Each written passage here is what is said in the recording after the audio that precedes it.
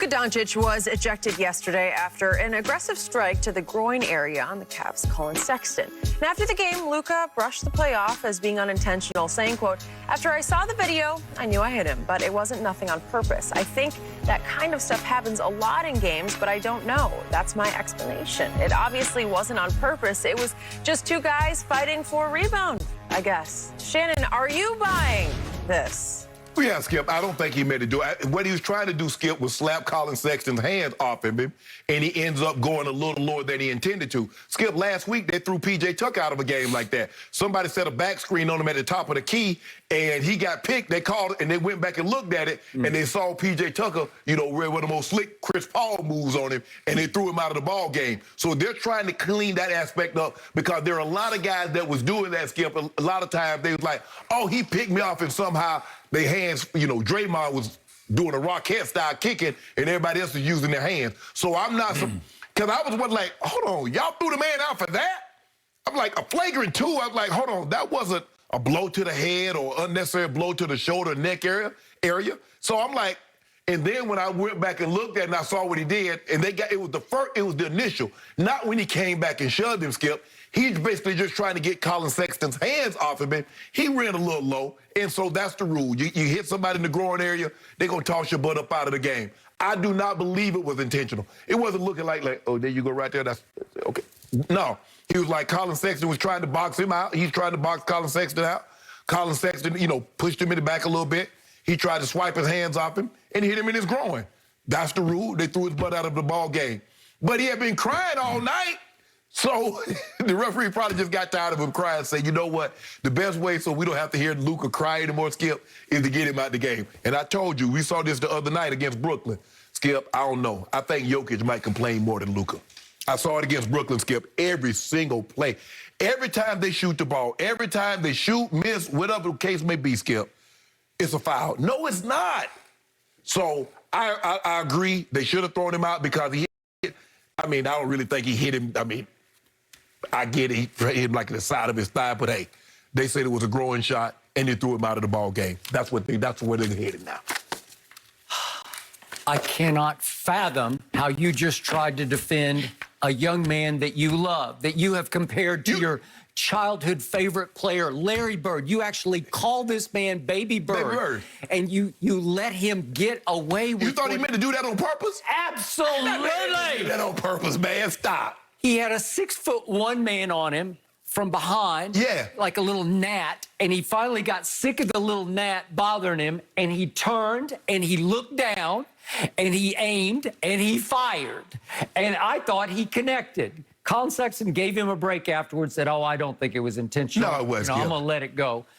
It was a shot aimed at the groin. Oh. It was a message sent, and it was a CP3 memorial shot to the groin because he is the all-timer when it comes to shots. And I totally disagree with your take on Jokic complains more than Dončić. Listen, Luka complains every night, every play. Every time that he misses a shot, he turns and whines. So LeBron leads the league in post-game whine, W-I-N-E, while Luka runs away with the league lead in in-game whining, W-H-I-N-I-N-G. He whines again and again and again and again and again. I can barely watch him anymore. Did Larry Bird whine like this? Did Larry Bird ever pop somebody in the groin because they got frustrated and agitated? Yeah, he popped BLF Beer in the face. Skip, you know it was a different era back then. Yeah, hit him in the face.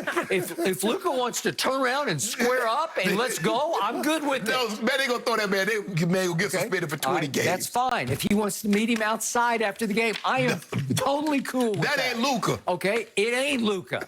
And he has had a reputation his first 2 years as a target of physicality because if you hit him early and knock him off his rhythm, he'll continue to whine and go in his shell. Remember what Dwight did to him last year? He just took him right out of that game at Dallas. I'll never forget. It was on November the 1st. Yeah. Yep. You have a little play on him, rough him up a little bit. Yep. And LeBron screwed up at the end of the game and thought, oh, my God, I can't just dunk this ball or the game's going to be over. There you go, man. And at the last second, he was so fortunate to find Danny Green all alone in the far corner, all alone only because Dwight Howard had held Seth Curry, right? There you go. See? Grabbed his jersey and held it. I don't forget these things. Back pick, great back pick by Dwight. Oh, it was a great jersey grab is what it was.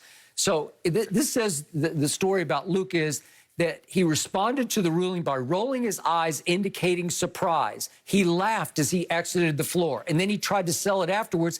He thought they were trying to determine in the review whether the foul had occurred before the shot clock violation. Right. So he was trying to contend that he thought that there was nothing going on with his groin pop. Right. How can you say that when you landed into the most sensitive area on the body? Skip, but here's the thing, Skip. You can tell he doesn't realize that he hit him in the groin because when they call the foul, he raises his hand. And if you look at the shot clock, had gone off. So I can understand why he's thinking. He raised his hand because he knew he just popped him right in the you-know-what. I wouldn't have raised my hand. Huh? But Skip, the thing was they're fighting for position. And it happened. I don't believe Luka intended to hit the man. I believe he meant to get his hands up off him. Yeah, he tried to hit him in the stomach, and like you said, the man's a little low, so Luka, that's all in one motion. He's turning around and swinging at the same time. He ain't ready, aim, fire. No, he didn't stop that. Look at him. He turns and looks right down like, I got this. No, he didn't, Skip. He turned around all in one motion. I'm going to send you a message, and that's the ultimate below-the-belt message to send. Way to go. You know good and well. That's your guy. Skip, you know good and well, Luka is not sending any messages. Jokic is not sending any messages. That's not how they play. He would send one to a 6'1" guy. No. 6'7" versus 6'1". He said, yeah, watch this. No. I'll show you how we play over in Europe. We do this, right? That might be how they play over Europe. But, Skip, look, they gave him a flagrant 2. I didn't understand why. I'm like, hold on. Y'all gave the man a flagrant 2 for shoving him in the back? Is that what y'all gave him for? Because I didn't see the initial part of it, Skip, until they went back and reviewed it. And then I saw what they did. It was the first part, not the shove in the back. See, I thought it was the shove in the back that got the foul call. And maybe that's what it was. But when they went back and looked at it, like, hold on, let's go all the way back to the beginning. The referee didn't even pull his punch. The referee said, an aggressive strike to the groin area. Yeah, he swung, yeah. Oh. I'm trying to get my hand, Interesting. So I want to remind everybody that Luka Doncic was the runaway preseason favorite for MVP in this league. Yeah. And I want to remind everybody that I called him Baby Sparrow because he can't shoot. He's not Baby Bird. He can't shoot. And so what has he done? Has he improved his shooting this year? No, in three-point shooting, he now ranks 123rd of 161 qualified. He's making 35.5% of his three-point shots. That's even below LeBron's 37%. From the free throw line, is Luka deadly the way Larry Bird was a 90% free throw shooter? No, he's not. He's at 72.3%. That ranks 89th of 110 qualified. 89th.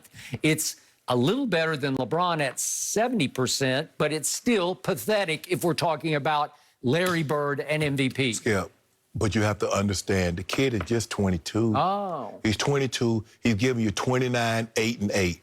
That's his third year in the league? Third. Okay. Do you realize, Skip, at that same age, Larry Bird was a senior at Indiana State. Let that sink in for just a second. All right, and he was pushing Magic and Gregory Kelser to the brink in the national championship game. And he pushing grown men in playoffs to the brink. He's been playing pro basketball. He played for 6 years in Europe before he came here. How many parents will send their 15-year-old abroad by themselves, say, go figure it out on your own. Go play against grown men, regardless. LeVar Ball, right? He went with him. He went with him. His mom didn't go. Okay. Yeah. And it's showing. Look at Melo. Look how Melo playing.